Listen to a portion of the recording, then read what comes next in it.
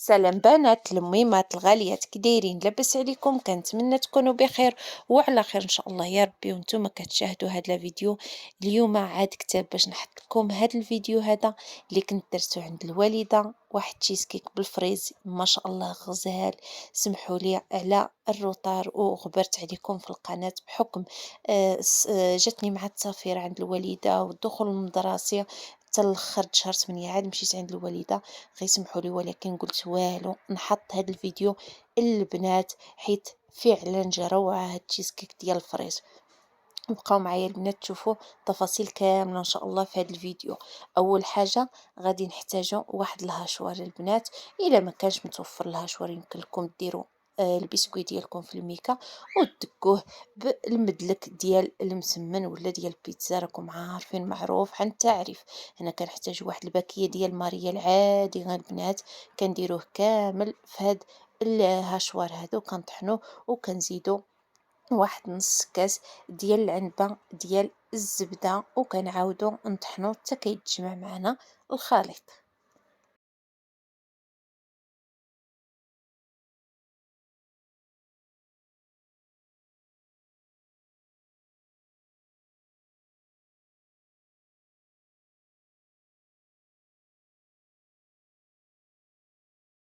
هنا كما كتلاحظوا معايا البنات من بعد ما درت الزبده البسكويت ديالي تجمع معايا كما كتشوفوا ما بين الاصبع وسباتيلا كيتجمع. غادي ندوزو باش نديروه في واحد السيركل ديال الكيكات كما كتشوفوا كيكون كيتحل ويتسدى البنات. ضروري راه معروف عن التعريف موجود في اي بيت. وغادي نحتاجو واحد الطبسيل اللي يكون مسرح البنات بلا باش ما كيتهرش معنا الطبقه ديال البسكويت. غادي نخويو البسكويت ديالنا كامل في هذا المول هذا وغادي نسرحوه بواحد الكاس مزيان البنات، بالقاع ديال الكاس هكا نبركو عليه مزيان وغادي نديروه في الكونجيلاتور ولا في الثلاجه باش يبرد مزيان. عاد غادي ندوزو للطبقه الثانيه ان شاء الله.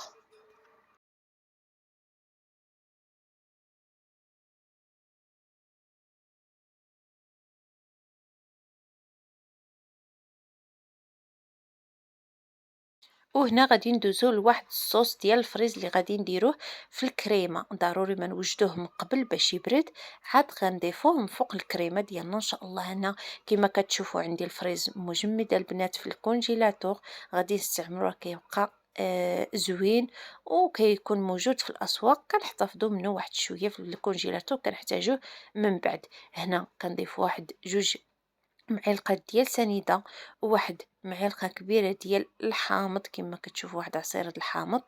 هنا بالنسبة للسنيدة كيبقى لكم الاختيار بنات على حسب الذوق. كنردو داك الفريز فوق البوطة حتى كيطيب لنا داك الفريز مزيان وكيتعلق. كنطفيو عليه ونخليوه يبرد البنات مزيان. عاد غادي ندوزو باش نطلعو الكريمه. هنا البنات عندي نص مليلتر ديال الكريمه، 500 مليلتر ديال الكريمه ديال هولالا. سمحوا لي البنات على تصوير التليفون منين جيت نصور ما عرفت ما بغاتش يتحيدوا منه هاد الخطوط، غير سمحوا لي على الجوده ديال التصوير. كنوعدكم ان شاء الله غادي تكون واحد الجوده في التصوير اللي هي ممتازه ان شاء الله باذن الله. هادشي اللي كاين البنات كما كتلاحظوا معايا في الفيديو راني كنطلع في ديك الكريمه ديال هولالا كي قلت لكم 500 ملي اللي درت هنايا. غادي نطلعوا الكريمه ديالني اللي كتكون ديجا عندنا بارده البنات في الكونجيلاتور. كما كتلاحظوا معايا كنطلعها، خاص ضروري واحد الفوي ديال الضوء كما كتشوفوا.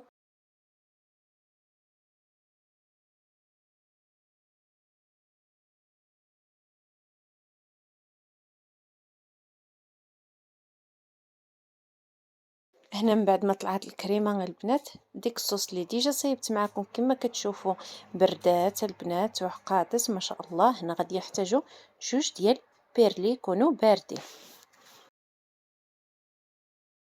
ديك جوج ديال بيرلي اللي عندنا البنات غادي نضيفوهم هنايا مع ديك الصوص ديال الفراوله كما كتشوفوا على هاد الشكل.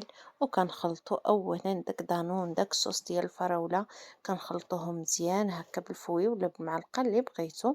عاد كنضيفوهم من فوق الكريمه ديالنا باش كنحاولوا ما امكن ما نطيحوش الكريمه اللي طلعنا.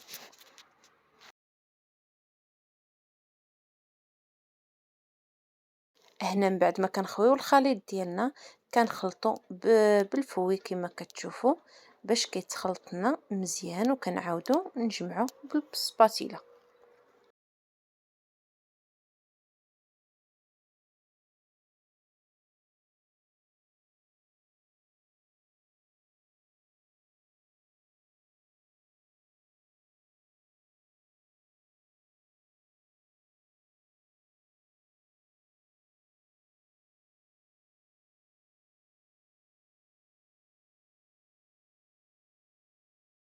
هنا من بعد ما بردات الطبقة ديال البسكوي غادي نابليكيو عليها طبقة ديال الكريمة على هاد الطبقة ديال البسكوي كما كتشوفوا. غادي نصوبوها بواحد السباتيلا، كنسرحوها مزيان البنات، ما كنخليوش فيها الهواء نهائيا باش كتجينا كلها مقاده، وكتجي طبقة اللي هي مصيبة وزوينة.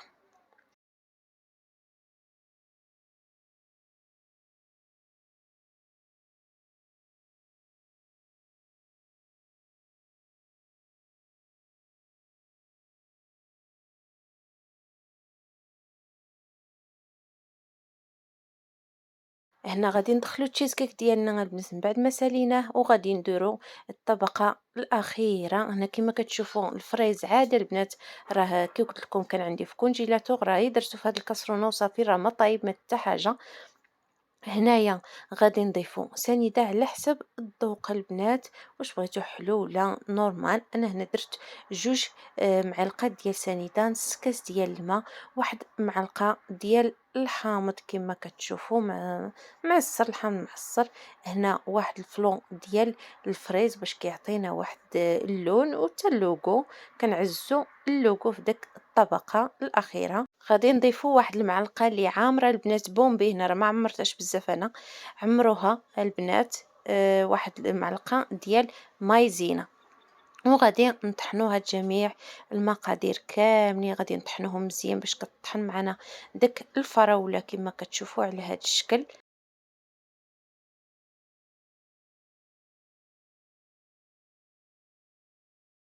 وهنا غادي ندوزو باش نصفيوها كما كتشوفوا. غادي نصفيو داك الفراوله كامل باش الا كانت فيها شي طريفات هكا ما كيمشيوناش في ديك الكاسرونه، حيت بغيناها تجينا طبقه ملسه ما فيهاش كاع نهائيا الطروفه البنات.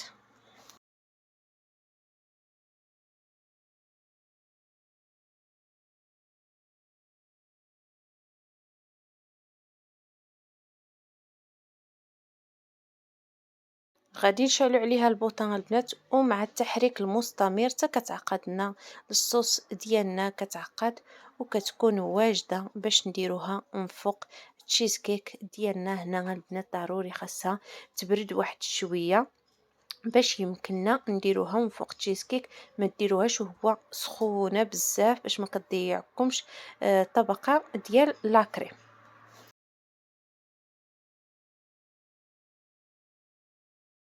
هنا من بعد ما بردات واحد شويه ديك الصوص ديالنا ديال الفراوله، غادي ناخدو واحد المعلقه البنات ونبقاو نخويو من فوق منها باش ما كتضيعلناش ديك الطبقه ديال الكريمه كما كتشوفوا على هذا الشكل. راه ما سخوناش بزاف البنات، راه خليتها بردت واحد شويه، غير شويه، ما تخليوهاش عاوتاني تبرد بزاف باش ما كتعقد لكمش، ما يمكن لكمش تسرحوها فوق الطبقه ديال التشيز كيك هانتوما كما كتلاحظوا معايا في الفيديو.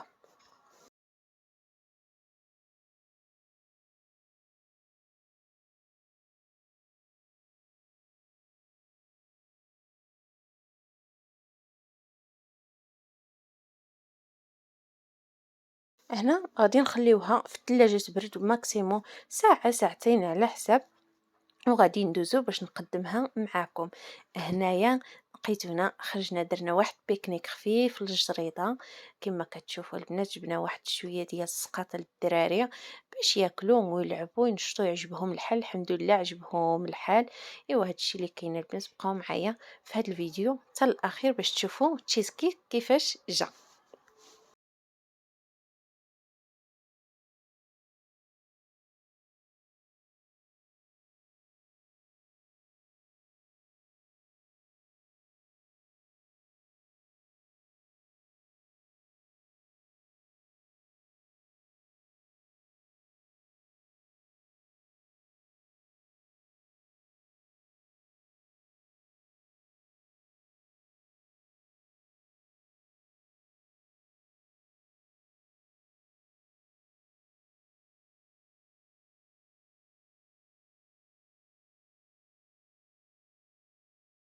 هنا من بعد ما خوينا داكشي اللي قسم الله كامل اللي جبنا الوليدات باش ياكلوه ويلعبوا ويعجبهم الحال، كما كتشوفوا غادي نستفوا هنايا واحد الاستفاء عشوائيه كما كتشوفوا، باش كلشي يوصل وياكلوا داكشي اللي بغاو.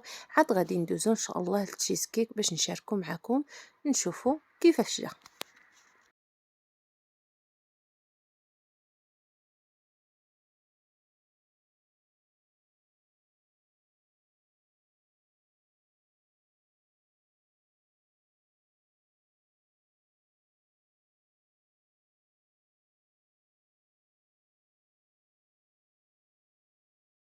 هنا جبنا معنا حتى داك الرايب اللي شاركت معكم البنات بالحليب المجفف، غتلقاو الفيديو ديالو في القناة ديالي، وكاين حتى الفيديو ريز. بالنسبة للناس اللي باغيين تشوف الفيديو دغيا دغيا راه كاين ريز وكاين فيديو بالحليب المجفف، كيجي ما شاء الله عاقد وزوين بزاف، حتى هو جبناه هكا بارد الوليدات مع التشيز كيك كيجي خطير جدا.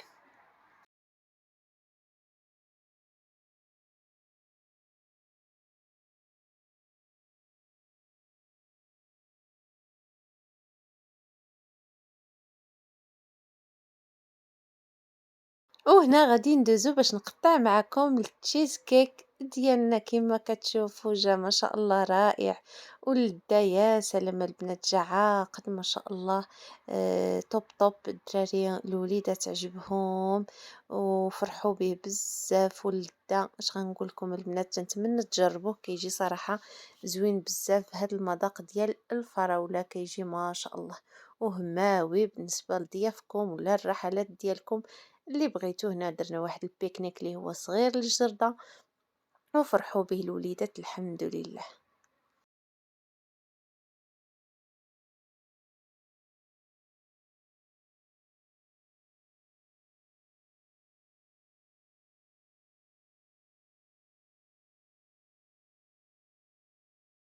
وهنا الفيديو ديالنا كيكون سالا البنات، كنتمنى ينال الاعجاب ديالكم وتجربوه يعجبكم ان شاء الله باذن الله. ما تنسونيش من لايكات واشتراك في القناه فضلا وليس امرا. شكرا حبيباتي كاملين، ومرحبا بالناس اللي يدخلوا عندي جداد. الف الف مرحبا بكم عندي. الى فيديو اخر ان شاء الله.